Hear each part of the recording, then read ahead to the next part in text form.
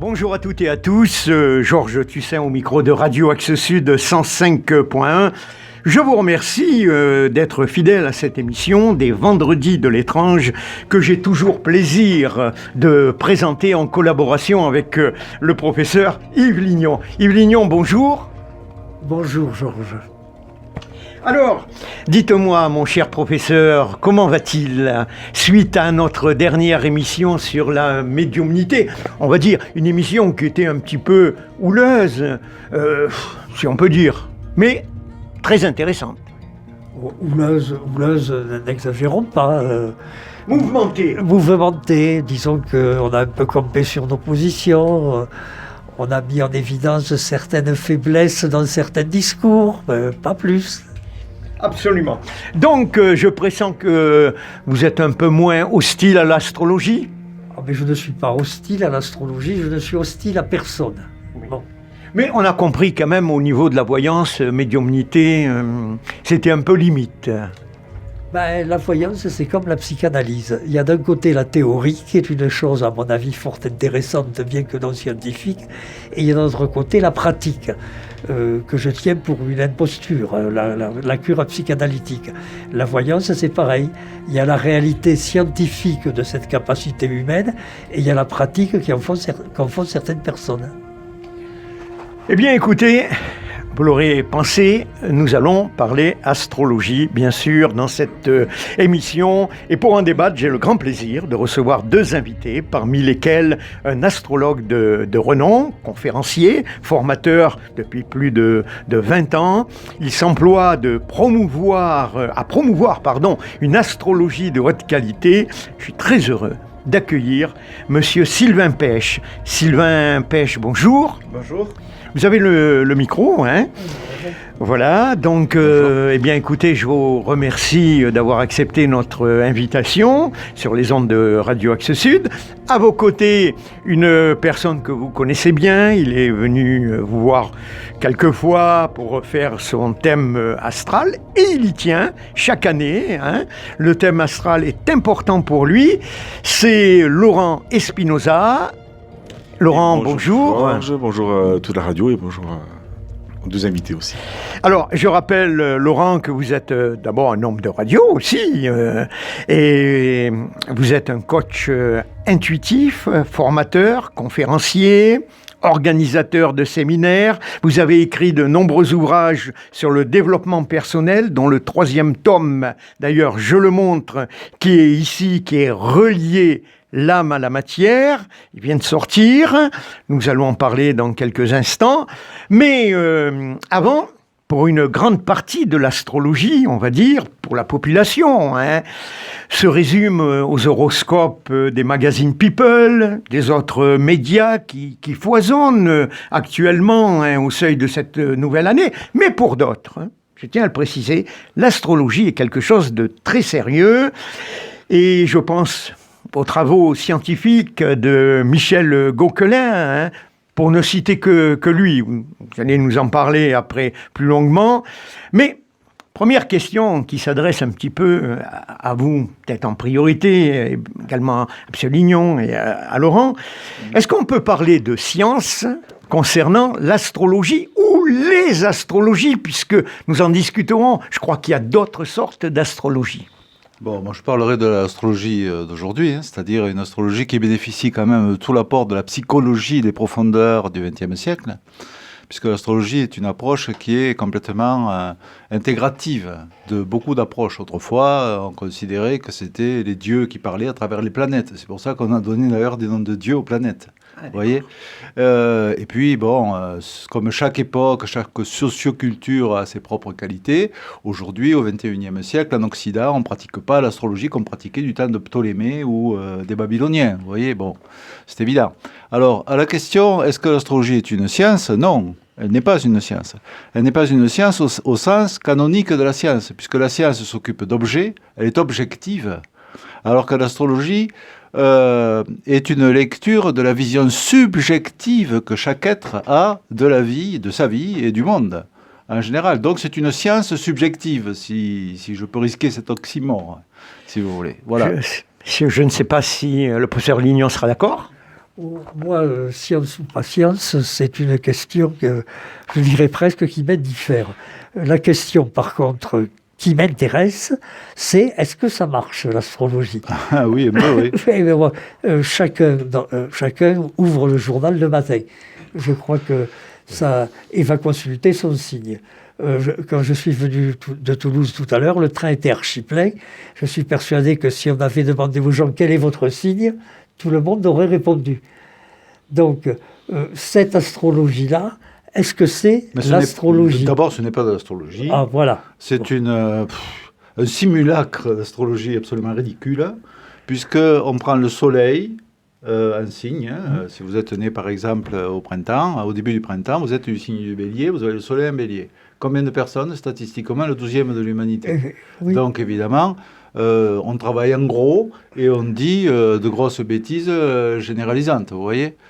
En fait, non. Un thème natal, c'est un ensemble extrêmement complexe, puisqu'il y a, en fait, le fond de l'astrologie, c'est de considérer que nous sommes reliés à l'univers. Voilà, c'est ça.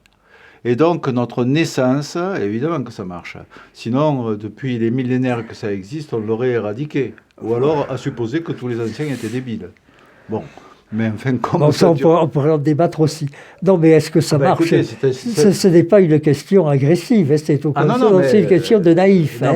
Oui, mais est-ce que vous avez fait l'expérience vous-même? Non, parce que par principe, puisque vous utilisez le mot expérience, je n'expérimente pas sur moi-même. Je ne consulte pas les voyants, je les teste. Je ne fais pas l'expérience de l'astrologie, certains de mes proches l'ont faite, parce que justement, je ne veux pas être juge et parti. Ah bon? Vous tournez autour du pot alors? Et non, quand nous parlions tout à l'heure en off de certaines recherches, quand certaines recherches disent l'astrologie donne tel résultat, je me demande si oui ou non. Nous parlions des recherches d'une biologiste que nous avons connue tous les deux, Suzel Fuso-Braek, quand elle dit si on prend deux jumeaux, il y a des différences entre deux jumeaux, et l'astrologie le dit. Je crois que c'est assez simple, ça, cette proposition. Ben, moi, je me demande si l'astrologie fait apparaître les différences entre deux jumeaux, oui ou non. Oui, bien sûr. Voilà. Je me pose la question de que vaut cette affirmation. Mais si vous voulez, c'est une affaire qualitative, l'astrologie. Chaque être est porteur des qualités de l'univers au moment précis de sa naissance, puisque nous sommes porteurs d'un ensemble de qualités qui nous sont propres. Allez parler à un Capricorne, à quelqu'un qui a plusieurs planètes en Capricorne, comme s'il était Gémeaux. Ah. Vous allez vous adresser à lui en lui disant qu'il est un baladin, un fantaisiste, quelqu'un de très léger, curieux de tout. C'est pas du tout l'énergie Capricorne. Donc vous allez voir, à contrario, la preuve éclatante que nous sommes reliés à l'univers. Oui, mais ça c'est une interprétation des faits. Là, ce que vous dites, et ce qui intéresse le scientifique, au niveau ras des pâquerettes, hein. Vous dites un Capricorne, ça n'est pas un Gémeaux. Oui. Bon, eh bien, cette proposition qui vient d'être énoncée, oui ou non? Le scientifique s'intéresse à la réponse. Est-ce que cette proposition, un Capricorne n'est pas un Jumeau, est-ce que cette proposition tient la route? Bon, alors écoutez, je vais vous répondre en essayant d'englober votre réflexion dans un champ plus vaste. La science n'est pas le stade ultime de la connaissance. Je suis d'accord. Puisque la science est binaire. Elle va chercher à expliquer ce qu'il y a en face d'elle. Ce qui nous permet de maîtriser la nature, de trouver des lois qui permettent de construire des machines, etc., etc., la science médicale, la science militaire, etc. Ça, c'est la vision scientifique qui est, sur le plan étymologique, attention, je ne suis pas en train de vous traiter d'hérétique, diabolique. Oui, c'est diabolique. Mais vous n'êtes pas le premier, mais diabolique, personne n'est jamais arrivé jusque-là. J'ai longtemps été traité de honte de l'université, mais pas de diabolique. Non, mais attendez, c'est pas du tout diabolisant, d'ailleurs. Je vous explique. Diabolein, en grec, ça veut dire séparer. C'est ce qui met en distanciation, en distance. Et au-delà de cette pensée binaire, qui est la vision de la science, il y a une pensée ternaire, qui considère soit l'objet, en l'occurrence l'univers, les planètes, les signes, etc., les structures qu'il y a dans l'univers avec lesquelles nous sommes connectés. 3. C'est-à-dire qu'il y a Sun Boleyn, la capacité de mettre ensemble l'univers et nous, et le mystère de notre présence au monde. C'est pour ça que tant qu'on cherche à expliquer de l'extérieur, on est à côté de la plaque, pardon, puisque c'est plus une question d'implication, c'est-à-dire de ressenti, la sapience dont nous parlions tout à l'heure en off. Vous savez, il y a la science qui divise, et puis il y a la sapiens qui réunit. Sapiens, ça vient d'un mot latin qui sapere, qui a donné savon, saveur. Et ce savoir-là, il s'éprouve. Donc tant qu'on ne fait pas l'expérience, on ne peut pas être impliqué, on ne peut pas percevoir de l'intérieur l'astrologie. L'astrologie, c'est une affaire de l'intérieur, à vrai dire. C'est une science de la subjectivité. On ne peut pas la traiter avec des critères qui sont les critères canoniques de la science du XVIe siècle. Parce qu'attention, il y a aussi la science quantique, subquantique, tout ça. Hein. Là, l'observateur est important dans l'observation. Oui, hein. oui, Hein, oui, hein. oui. Donc, on introduit la subjectivité, vous voyez, même dans la science. Oui, mais n'empêche, la science peut dire, dans les déclarations de l'astrologie, à propos d'elle-même, hein, vous parlez, en tant qu'astrologue, vous parlez de l'astrologie. Dans ce que déclare l'astrologie, est-ce qu'il y a des choses qui tiennent la route? C'est le niveau ras des pâquerettes. Hein. Et quand Madame Fuseau-Breg dit l'astrologie fait apparaître la différence entre jumeaux, la démarche scientifique, c'est est-ce qu'elle a raison de dire ça? Fuseau-Breg, c'est une scientifique, c'est pas une Eh bien astrologue. oui, Une scientifique c'était une très bonne amie en plus, diabolique. Qui a validé l'astrologie, mais qui n'est pas une astrologue. Ah mais ça... Moi, je suis un praticien, si vous voulez, de l'astrologie depuis plus de 30 ans, qui théorise. C'est pas la même chose. Non mais on est d'accord. Le théoricien, il reste à l'extérieur. Oui. Moi, je vous parle de l'intérieur. Et j'ai dû faire à peu près quelque chose comme 15 000, peut-être plus, je ne les compte pas, thèmes. Et à chaque fois, ça marche. Mais je ne discute pas que ça marche Donc, quand vous le dites. Donc il faut le tenter, Yves. Il faudrait le tenter. Faire un thème astral. Ah ben quand même, là, j'ai un peu exagéré tout à l'heure, parce qu'on sait des choses astrologiquement un peu sur moi quand même, puisque je vous le disais aussi, Georges Jonoff, j'ai bien fréquenté le regretté Louis Onara, qui était un astrologue. Très connu sur la radio à l'époque. Et je n'ai jamais voulu qu'il dresse mon thème astral, mais enfin, il m'a quand même dit des choses sur moi, parce qu'il connaissait ma date et mon heure de naissance. Il m'a quand même dit des choses sur moi. Donc je peux dire, à titre personnel, qu'elles sont exactes. Parce que, par exemple... Est-ce que c'est scientifique? C'est un élément qui interpelle la science. Quand Louis Onara me dit « tu es Capricorne, ascendant Capricorne », et voilà le sens que ça peut avoir, Capricorne, ascendant Capricorne, pour l'astrologie. Tous mes proches diront « ah ben ouais, il s'est pas planté ». Et vous? Et vous? Ah ben, moi, oui, je crois que je suis Capricorne, ascendant Capricorne, effectivement. Mais le problème de la science, c'est simplement d'essayer de valider toutes ces propositions. Encore une fois, l'astrologue peut répondre, comme vous le faites très bien, finalement, ça ne me concerne pas. Mais ça ne me concerne pas parce que je suis dans une autre démarche. On est dans une autre dimension. Voilà, dans une autre... Bon, c'est mieux, oui, dimension. C'est une autre dimension, c'est la dimension du symbole. Oui. Vous voyez, le symbole, il est très différent du signe. Oui. La science fonctionne avec des signes, plus, moins. Vous voyez, vrai, faux. Avéré enfin, et... Une certaine science. Ben, on avance par oui, expérimentation, et si on a la bonne formule, si on fait le même protocole scientifique, on arrivera au même résultat, d'accord? En principe. En principe. En principe. Voilà. Mais parce que les signes sont neutres.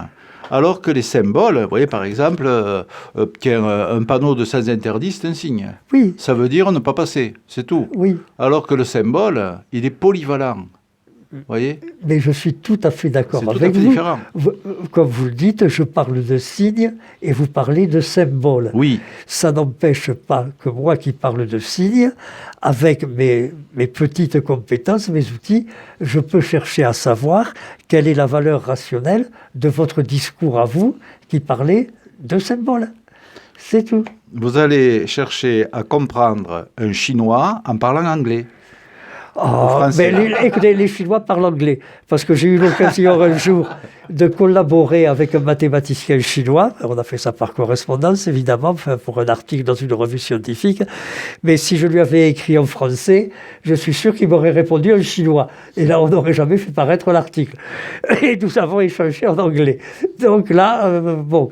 Mais ceci dit, effectivement... C'est pas le même langage, on parle pas oui, le même langage. On est d'accord. Mais vous avancez des choses. Oui. Et moi, je considère ces choses avec mes petits outils de scientifique. Oh, mais c'est votre droit le plus strict. Oui, mais moi, je ne remets rien en cause. Je dis, il dit ça, voyons. C'est comme quand le gars de la météo me dit, il va pleuvoir demain. Je dis, voyons, est-ce qu'il va pleuvoir demain? C'est la même démarche.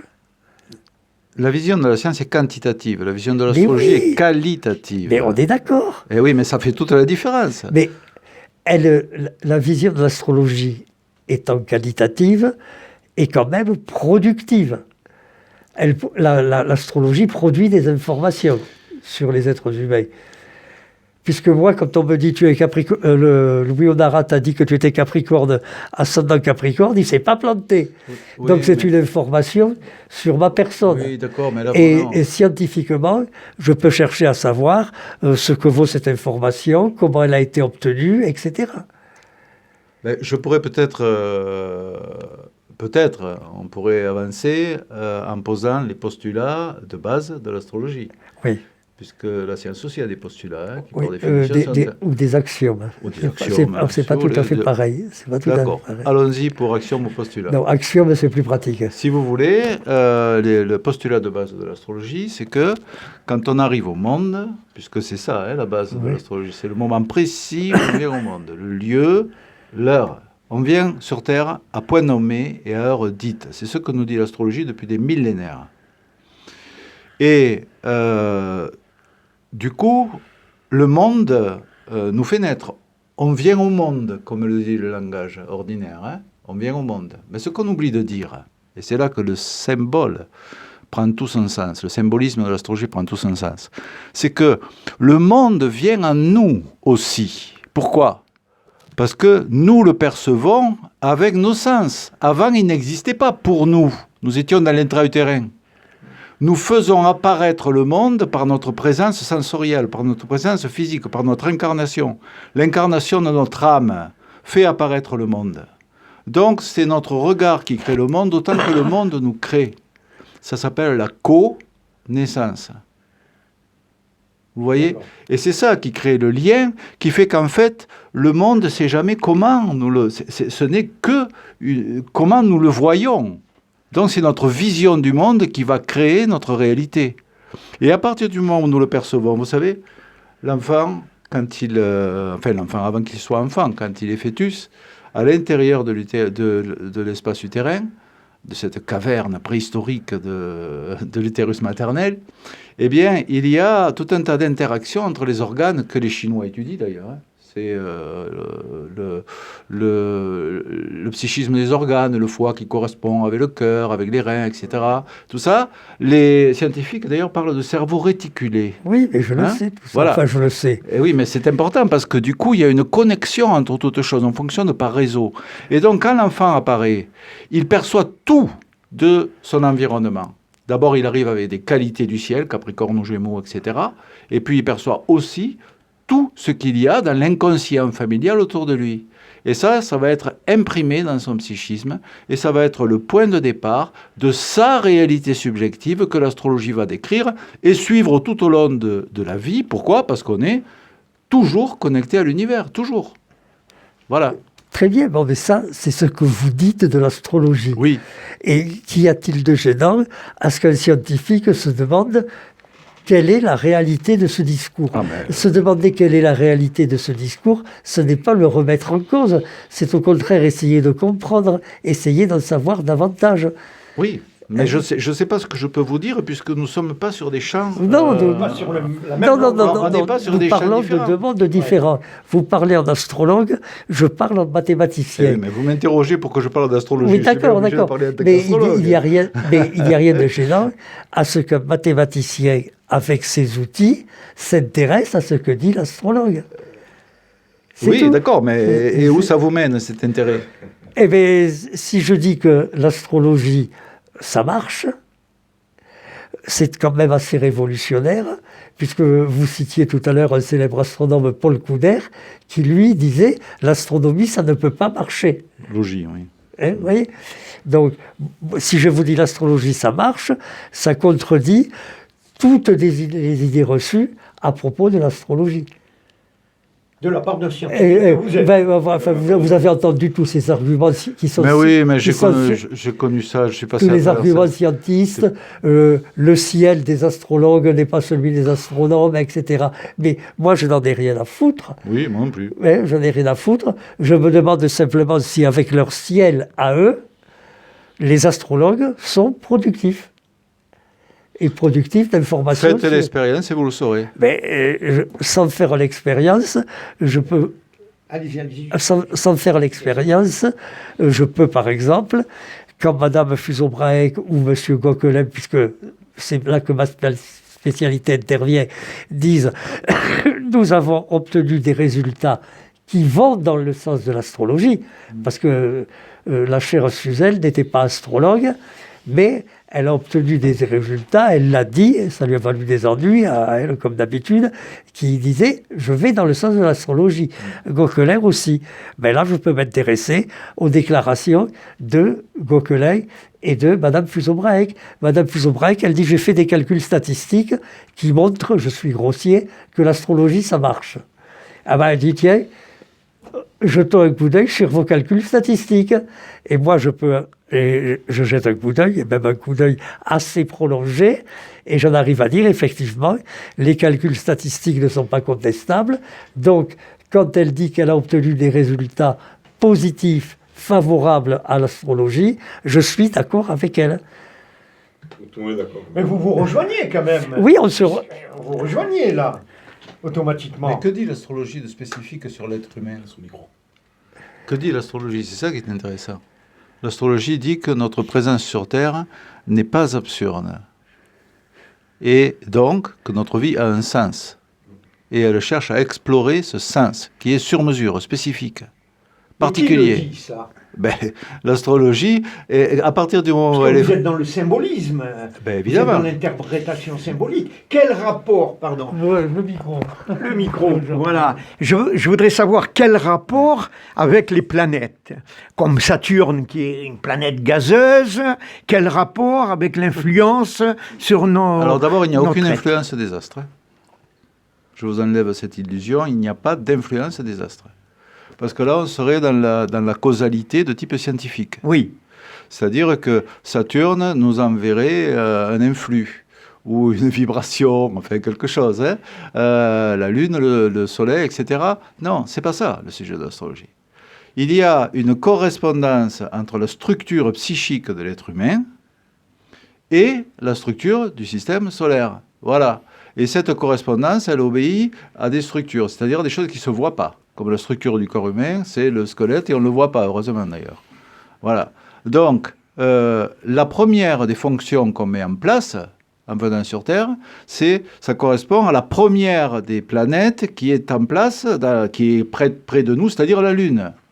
L'enfant qui voit sa mère en premier. La Lune, c'est notre part pulsionnelle, émotionnelle, enfantine, vous voyez, Oui. instinctive. C'est notre besoin d'intimité radicale. Voilà.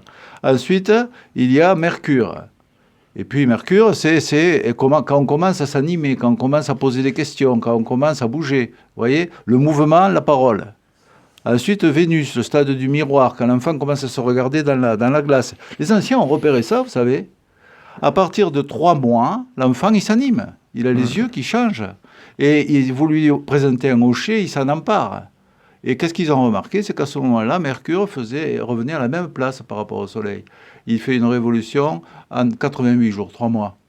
Et donc, ils se sont dit, tiens, il y a une correspondance entre ce qu'on observe dans le ciel et ce qu'il y a sur Terre. Et Oui, mais on va lui donner mais le on nom. dit que le ciel astrologique n'est pas le ciel astronomique. Ah bon, et pourquoi? Ah, mais ça, il y a des bataillons entiers de scientifiques qui vont vous le dire. Ah bon, mais expliquez-moi ça. Alors, Ah ben, parce que il faut leur demander à eux. Mais en fait, c'est un argument utilisé contre l'astrologie en disant le ciel utilisé par les astrologues n'est pas celui des astronomes.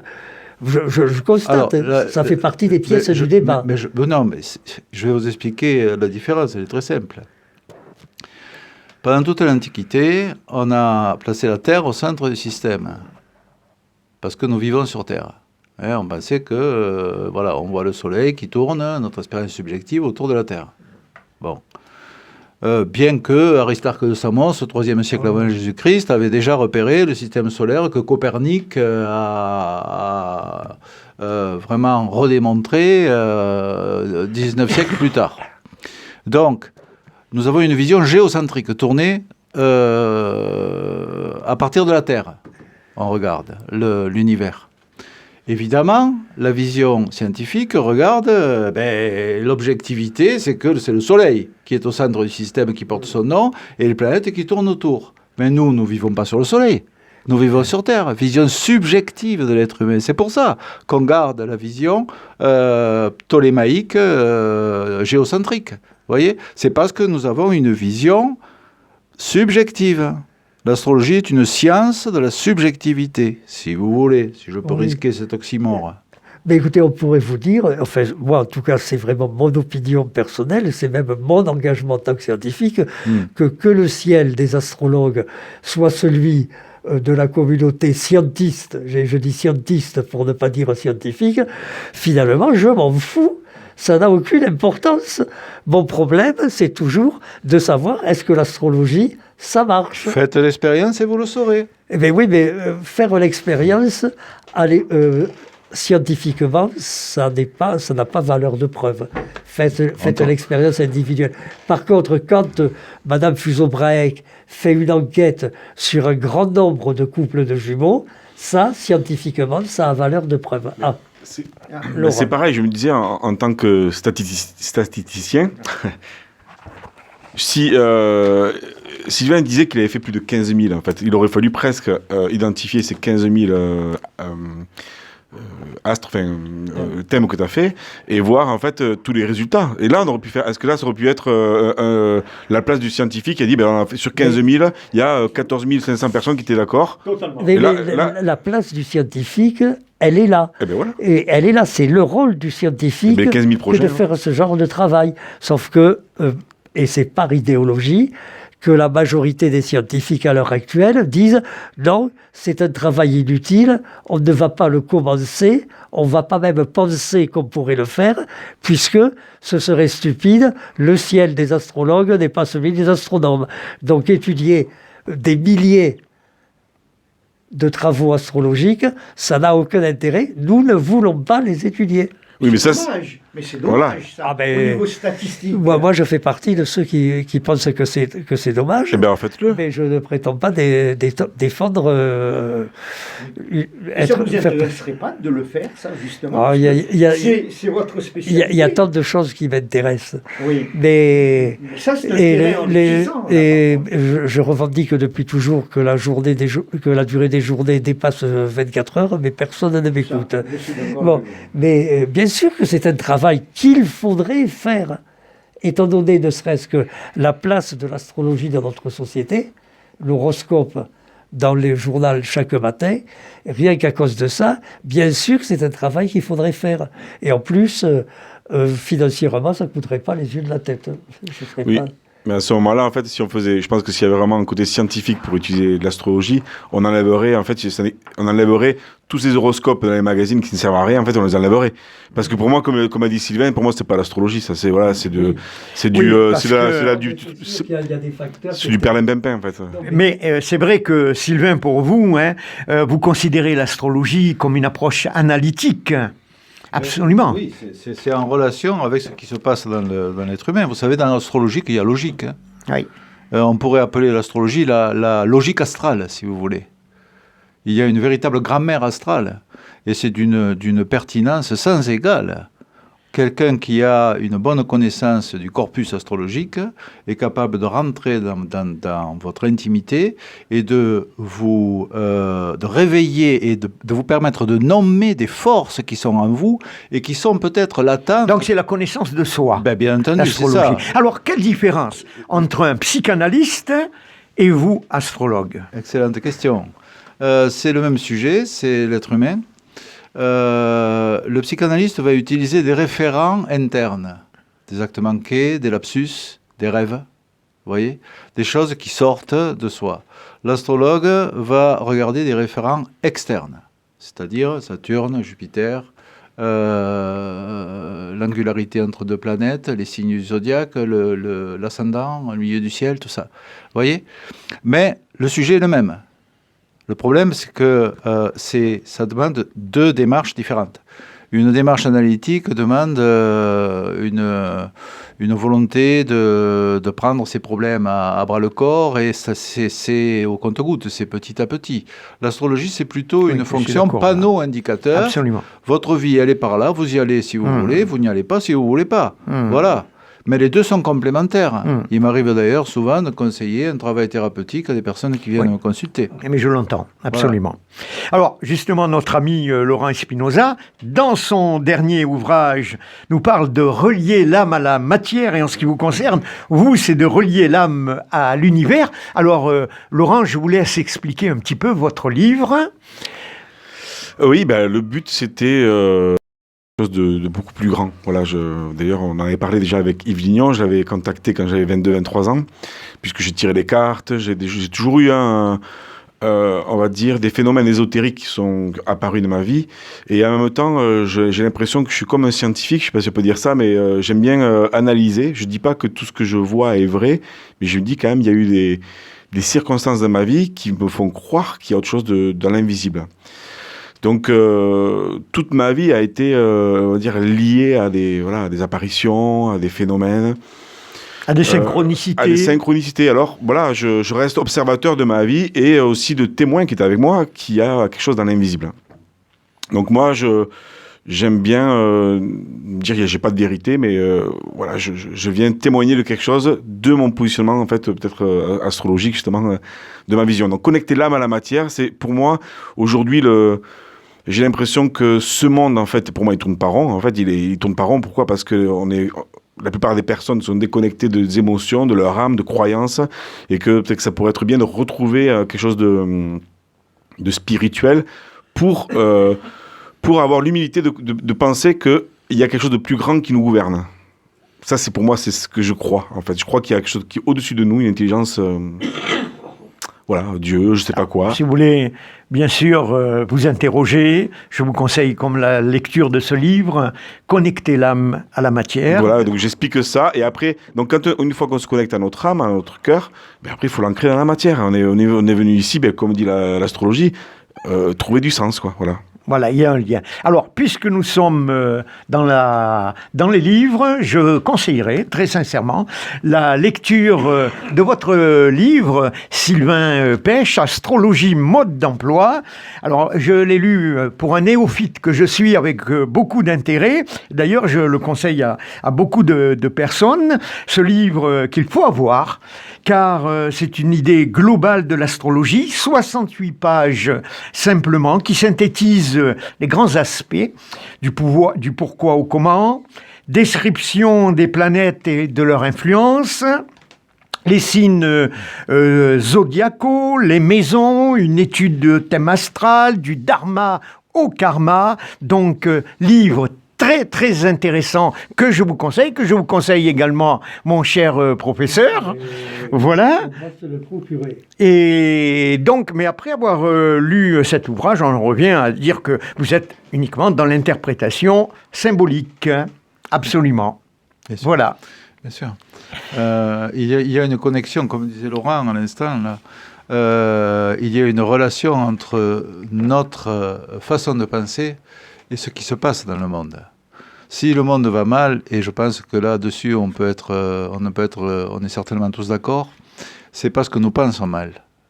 Si le monde est un monde de guerre, de conflit, de tension, où finalement personne n'écoute personne, c'est parce que nous pensons en dualité. Et la connaissance symbolique, c'est-à-dire voir qu'il y a une part cachée de nous-mêmes et nommer des forces que Jung appelait l'ombre en nous, c'est prendre possession de parts inexplorées de nous-mêmes qui laissent une place incroyable à l'altérité. Et donc, on passe d'une pensée binaire qui est exclusive de l'autre à une pensée ternaire qui serait inclusive de l'autre, que Jung appelait l'individuation. Au-delà de l'individualisation, je suis le plus grand. Et on revient à la psychanalyse. Bien sûr. Bien sûr. Oui, jungienne, absolument. En effet. Plus que freudienne, beaucoup plus. Parce que Jung avait une ouverture sur l'infini, il s'intéressait à l'alchimie, à l'astrologie d'ailleurs. Beaucoup à la synchronicité également. Oui, absolument. La synchronicité, si vous voulez, c'est ce que la psychanalyse appelle les formations de l'inconscient. Il y a quelque chose que vous ignorez et qui vous taraude et que vous n'identifiez pas, eh bien vous allez avoir un accident qui va vous faire signe qu'il y a quelque chose qui ne va pas. L'événement, ce n'est jamais que la résultante d'un éloignement de votre mission de vie et une invitation à rectifier le tir. Et l'astrologie, à cet égard, peut être utile dans le sens où elle va nommer ce qui échappe à notre conscient. Parce que vous savez, l'inconscient, c'est comme un iceberg. Hein. C'est 9/10. Hein. Et ce qu'on sait, c'est ce qu'on voit, la petite partie là, au-dessus de la surface absolument. des eaux. Et donc, malheureusement, le temps tourne, hélas, et le temps est plus court à Radio Axe Sud en plus. Donc, on va parler des thèmes astro. Et justement, je crois que Laurent Espinosa va pouvoir témoigner. Il vous a consulté plusieurs fois sur les thèmes astro. Que peuvent apporter les thèmes astro ? En tout cas, moi je l'ai connu il y a 10-15 ans parce qu'il mettait de la publicité dans mon journal, Humanitaire, c'est comme ça qu'on s'est connus. Et il m'a dit un jour, viens essayer. Juste une parenthèse, en ce qui vous concerne, Monsieur Pech, vous étiez enseignant, vous étiez professeur d'histoire et géo, et quel a été le déclic qui vous a fait vous intéresser et quitter l'enseignement pour aller vers l'astrologie, pour en vivre ? C'est la vocation, vous savez, c'est-à-dire que j'étais très bien en tant qu'enseignant, hein. J'adorais ce métier, j'aimais beaucoup la relation avec les enfants et tout ça, c'était un métier de relation, mais le fait d'explorer cette relation mystérieuse et sans arrêt à parfaire que nous entretenons avec l'univers, c'était tellement appelant que je n'ai pas pu faire autrement que d'obéir. Voilà, vous avez plongé dedans. Tout à fait. Et enfant, vous aviez la tête dans les planètes, je suppose, non? Pas trop? Non, pas vraiment, parce que je n'étais pas du tout... j'ai découvert l'astrologie, j'avais 19 ans quand même. Hein. Oui. Ça a été un peu un révélateur, puisque comme Laurent, j'avais toujours l'idée qu'il y avait un lien entre soi et l'univers, mais sans avoir les outils pour le nommer. Et quand j'ai ouvert mon premier livre d'astrologie, ça a été une révélation et une stupéfaction, je dirais, dont je ne suis pas encore sorti, je dois dire, bien des années plus tard. C'est formidable, ça. Ouais. C'est formidable. Parce que c'est infini. Juste, on parle des thèmes astro, et puis on va passer après la parole au professeur Lignon. Voilà, exactement. Et je voudrais qu'on ait juste un petit peu le temps, parce que ça va intéresser nos éditeurs, sur les grandes lignes de 2023, les prédictions. Voilà, parce que vous avez dit, l'astrologie, ce n'est pas uniquement des prédictions, hein. Bien sûr, c'est sur la connaissance de soi-même. Mais on en reparlera, parce qu'il y a en 2019, vous aviez prédit l'arrivée du Covid. Non, pas tout à fait. Non, on en reviendra tout à l'heure, justement. Alors, en tout cas, thème astro. En 2 minutes, ce que je peux dire, c'est que quand il m'a fait le thème, il m'a dit ce serait bien que tu essayes, parce que je connaissais comme ça, mais pas plus que ça. C'était bluffant en fait, il a fait une carte, fait une lecture de qui j'ai été, de tout ce qui s'était passé dans ma vie. En fait. Donc je me rappelle qu'il avait dit, à 5 ans, enfin pas 5 ans, mais c'est peut-être 8 ans, il a dû se passer ça, 13 ans. Il a un peu défilé ma vie et mon côté psychologique un peu à différents âges et mon entourage, qui était juste. Et après, ce que je me souviens surtout, c'est que des fois je l'appelais parce qu'en fait il enregistre, on enregistre les audios, tout ce qu'il nous dit pendant 1h30, 1 heure. Et je me rappelle qu'il dit, voilà, en février, il peut se passer ça et ça. En mars, il peut se passer ça et ça, selon ton activité. Donc, ça peut être des rencontres au niveau professionnel. Donc, pour moi, c'est les tendances. Bon, ben, j'avais laissé le truc. Je fais, OK, bon, sur le moment, on retient pas tout. Donc, c'est bien qu'il y ait l'audio. Et je me rappelle un jour, j'avais une grosse problématique professionnelle. J'étais vraiment embêté. Puis d'un coup, j'ai repensé, c'était 6 mois après, j'ai repensé à cet audio. Je l'ai réécouté. Et dans l'audio, il y avait quelque chose, il disait, tiens, un mois d'octobre, je sais pas ce que c'était, il devrait se passer ça et ça. La solution, ça pourrait être d'agir comme ça. Ah ouais. Et depuis, ça m'a aidé. Alors des fois, j'ai laissé des messages, il le sait, ouais, putain, t'es génial, t'es super, j'adore. Parce qu'en plus, il a ce côté, pour moi, ouais, Sylvain, c'est pas un prêcheur, c'est pas quelqu'un qui veut convaincre. Il donne une lecture et après on en fait ce qu'on en veut. Et moi, plein de fois dans ma vie, chaque année, il appelle ça la révolution solaire, hein, ce qu'on appelle ça. Je le consulte. Alors il y a des fois où je l'ai pas fait pendant 2 ans parce que je le sentais pas ou j'ai pas envie, mais souvent je le fais parce que ça me donne des indications pour l'année à venir qui sont intéressantes. Donc pratiquement chaque année, tu fais ton thème astral. Voilà, ouais, voilà. Pratiquement. Après, j'ai pas le regard. Donner des poteaux indicateurs, en quelque sorte. J'aurais pas le regard scientifique, peut-être, de me dire, ah, ben tiens, ça, il me l'a dit, ça n'a pas marché. Donc, c'est vrai que je suis pas. Là, on est dans les statistiques. Voilà. Mais je reste dans le.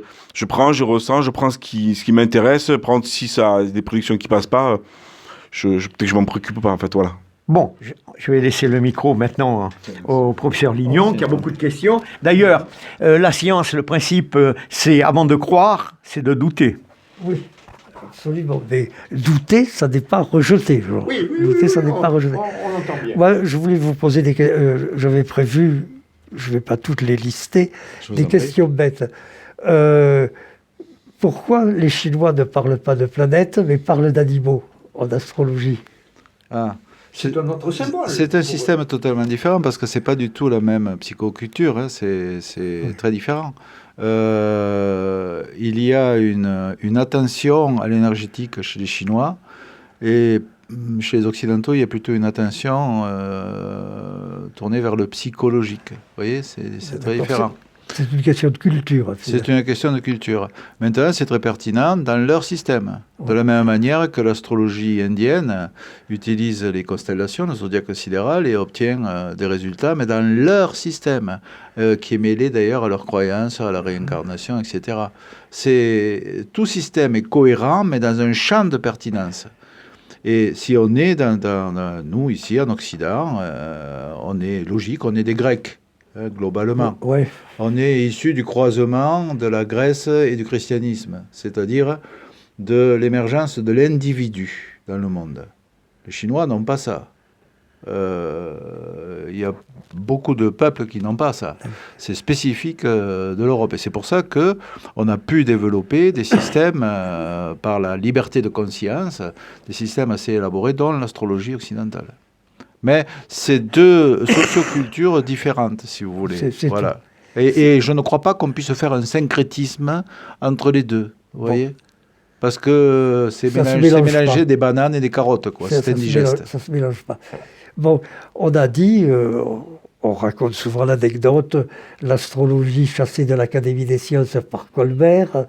Bon, mais il n'empêche que, après cet incident malheureux, à mon avis, un certain nombre de très grands scientifiques ont continué à s'intéresser à l'astrologie. Par exemple, Newton.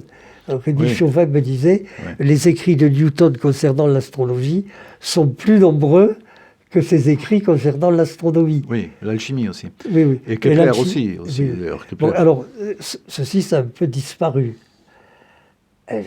À l'heure actuelle, vous ne trouverez pas un prix Nobel pour dire, d'accord, vous me donnez le prix Nobel de physique, mais je m'intéresse davantage à l'astrologie qu'à la physique. Est-ce que vous avez une idée sur la cause de cette évolution? C'est-à-dire que, en fait, c'est un faux problème, parce qu'on est des cousins. On est des cousins, les astronomes et les astrologues.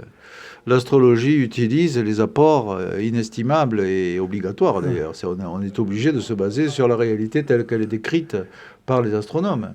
Donc, on n'est pas en opposition, si vous voulez. Simplement, on propose une lecture différente de la lecture scientifique binaire qu'on évoquait tout à l'heure.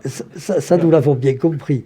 Mais à l'heure actuelle, la communauté scientifique, en général, dit cette lecture différente que vous proposez ne m'intéresse pas. Alors que du temps de Newton, donc 17e, 18e siècle, pour nos auditeurs, les grands scientifiques disaient cette lecture nous intéresse. Non, attendez, il ne faut pas généraliser parce qu'à l'époque, il y a Halley, l'inventeur de la comète, enfin, celui qui a nommé la comète, qui se moquait de Newton justement en critiquant le fait qu'il s'intéressait à l'alchimie et à l'astrologie, à tel point qu'il s'est tellement énervé qu'il lui a donné, je crois, un coup de canne, en lui disant « Taisez-vous, vous ne savez pas de quoi je parle, moi, je le sais. » Oui, ça c'est une phrase célèbre de Newton. Et oui, mais j'ai étudié la question, vous non. Et voilà, c'est ça, j'ai étudié la question, vous non. Et je crois que ça a vraiment bardé entre les deux. Oui. Donc, vous voyez, il n'y avait pas d'unanimité du monde scientifique du côté pour l'astrologie, pas du tout. Oui, mais enfin, en tout cas, à l'heure actuelle, il y aurait au moins une idée dominante. Quand nous en parlions tout à l'heure, étudier toutes les cartes du ciel que vous avez pu dresser, faire une étude, on vous répondra, ça n'est pas intéressant. Vous ne trouverez personne pour dire que ça... Mais je ne vois pas l'intérêt. La personne qui vient parce qu'elle a un questionnement, elle vient de perdre son emploi, elle a une peine de cœur qui la met vraiment dans le trou, elle a besoin de comprendre pourquoi elle vit ce qu'elle vit. Quel est le sens de ce qu'elle a à traverser? C'est intéressant. Eh bien oui, c'est ça le sens. C'est-à-dire que le monde et nous, c'est pas une affaire d'adversité permanente, pas de chance ou alors beaucoup de chance. Non, c'est pas comme ça. C'est pas tout ou rien. C'est beaucoup plus subtil. Pourquoi? Parce que les événements ne nous adviennent pas, c'est nous qui allons aux événements. En fonction de notre histoire, en fonction de notre conditionnement, c'est extrêmement subtil. Donc quand on est confronté à un événement dramatique, on ne comprend rien, on est complètement perdu. C'est très intéressant de regarder sur l'axe des paradigmes, de prendre de la hauteur et de voir comment on est venu à cet événement en étant fidèle inconsciemment à une histoire familiale qui nous a constitué. Donc c'est nous qui provoquons en quelque sorte. Absolument.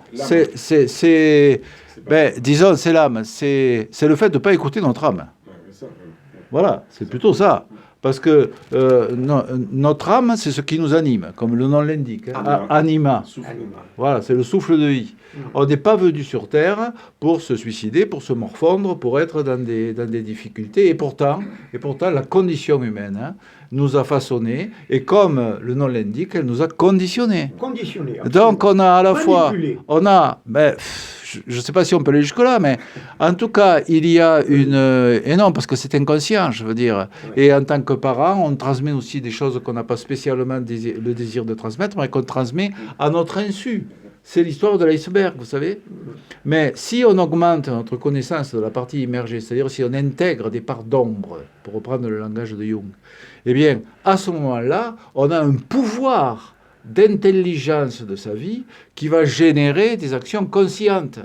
Autrement dit, le sens de l'astrologie, à mon sens, c'est de générer de la conscience, enfin de permettre à chacun de prendre possession de sa vie en y mettant de la conscience. C'est pas de chance, ça arrive à tout le monde. Je viens de me faire larguer, par exemple. Non. C'est pourquoi je choisis tel type de partenaire qui me rend la vie impossible. Et ça, c'est extrêmement fréquent. Je me souviens d'une femme en consultation qui me dit je ne sais pas ce qui se passe, j'ai rencontré 3 hommes là avec qui j'ai eu des relations assez longues, et à chaque fois c'était le même. Et je dis évidemment, vous les cherchez exprès pour mettre en réussite votre processus d'échec. On réussit brillamment à se mettre en échec, vous savez.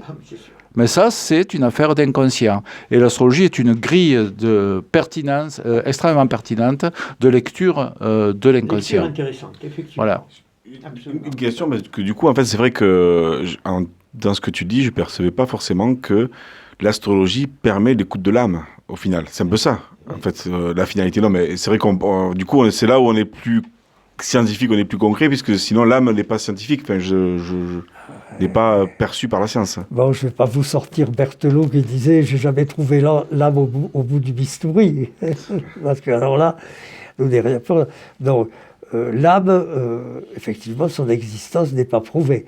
Mais à l'heure actuelle, moi, je n'aime pas employer le mot âme, parce que il a une connotation religieuse. Donc il renvoie à un système de pensée bien cadré. Mais on sait que l'hypothèse de la conscience non locale interpelle de plus en plus. Et moi, je suis de ceux qu'elle interpelle. Et, la conscience pourrait être autonome. Et alors là, on ne va pas parler de révolution, on va parler de multi-révolution avec des majuscules partout. Oui, c'est vrai que les alchimistes parlent de l'âme du monde. Ben oui. Hein, Sheldrake, Oui, je vous connais. connaissez les travaux de Rupert. Sheldrake, voilà, Rupert Sheldrake, il parle de champ morphique, c'est-à-dire d'une intelligence non localisée, c'est pour ça que je rebondis sur ce que vous dites, qui fait que quand, par exemple, un vol d'oiseau dans le ciel suit une ligne, à un moment donné, hop, il bifurque, l'oiseau qui est en tête, il dit pas aux autres, allez les gars, on tourne à 35 degrés ouest. Non, non, ça se passe tout seul parce qu'ils ont une conscience groupale, globale. Et de la même manière, on est relié à tout ce qui vit. C'est pour ça qu'il y a des événements qui sont incompréhensibles et qui pourtant sont lisibles dans la compréhension qu'on peut avoir grâce à l'astrologie de ce qui se passe en nous. Vous voyez ? Voilà qui résume bien. Oui, totalement. Voilà qui résume bien. Totalement. Juste un mot sur Nostradamus. Ah, ça, je ne suis pas versé sur l'astrologie. Nous avions fait une émission entière sur Nostradamus. Ah, Oui. Pas touche à Nostradamus, Georges, vous le savez, pour lequel j'ai beaucoup d'estime. Et Nostradamus, c'est un peu comme l'astrologie d'ailleurs. C'est quelque chose de passionnant et dont on fait n'importe quoi. Et les horoscopes dans les journaux, il y a une situation comparable à propos de Nostradamus. Il y en a un qui, encore, lors de ces jours-ci, quelque part dans mon cher département de l'Aude, une conférence pour dire que Nostradamus a annoncé le retour de la royauté en France. Ah oui, Oui, vous voyez. d'accord. On peut faire dire Oui. tout ce qu'on veut. Non, mais Nostradamus, on a fait une émission, c'est quelque chose d'absolument passionnant, mais dont l'image est fausse, quoi. L'image de Nostradamus n'a rien à voir avec la réalité du problème Nostradamus. Mais c'était un alchimiste, un astrologue. Il se disait astrophile. Mais c'est vrai qu'il a publié ce qu'il appelait des pronostications, avec le mot du XVIe siècle. Les ceinturiers. Bon, ben, enfin, on a fait une émission, on renvoie les auditeurs à cette émission. Réentendre en replay. Et bien, écoutez, nous arrivons maintenant au terme, hélas, de cette émission qui était super intéressante, enrichissante. Et un mot de conclusion pour chacun, très rapidement. Monsieur Pêche. Écoutez, je vous remercie de votre invitation. Je pense que c'est un sujet immense, l'astrologie, pour contenir dans un format de 1 heure, c'est impossible. Hein. Mais ça peut peut-être donner à certaines personnes l'envie de prolonger un petit peu la discussion de cette émission. Voilà. Et pour Très cela, je conseille bien sûr vivement votre livre. 68 ou 69 pages, simplement, astrologie, mode d'emploi, et vous aurez tout. Je conseille également Connecter l'âme à la matière de notre ami Laurent Espinosa. Une petite conclusion, Laurent. Alors juste, c'est aux éditions Aluna, A-L-U-N-A. Hanouna avec Cyril. Non, Aluna, ouais. C'est pas le même. L-U-N-A, ouais. Non, mais déjà, merci parce que j'adore les débats contradictoires. Je trouve qu'il en manque, en fait, et il faudrait plus de ça. C'est parce un que... excellent débat. Mais oui, parce que ça permet, je trouve que c'est ça qui est riche, en fait, c'est d'avoir des personnes qui ne sont pas forcément d'accord et des points de vue différents qui enrichissent les personnes qui regardent. Donc, merci déjà de pouvoir animer ça. Et dernier mot de conclusion au professeur Lignon. Vous allez sortir un livre prochainement, puisqu'on parle de livres, là. Dès que l'éditeur aura fini de régler certains problèmes juridiques. Mais, enfin, Voilà. Conclusion sur l'astrologie. faut... Ça marche. Non, je vais pas dire ça marche. Je vais dire Vous allez l'étudier. sur les informations dont je dispose, on a tort de ne pas s'y intéresser davantage. Et quand je dis on, je désigne la communauté scientifique, mes chers collègues universitaires qui trouvent plus intéressant de travailler sur la physiologie des oreilles du lapin que sur une question comme ça, qui est une question universelle. Vous l'avez bien dit. Totalement. Suite à cela. En tout cas, merci beaucoup. Merci Sylvain Pêche d'avoir accepté notre invitation. Merci Laurent Espinosa. Bien sûr. Merci, professeur Lignon. On se retrouve le mois prochain. Merci à Chantal qui était à la captation vidéo et au reportage photo. Merci à vous, chers auditeurs et auditrices, d'avoir écouté l'émission Les Vendredis de l'étrange.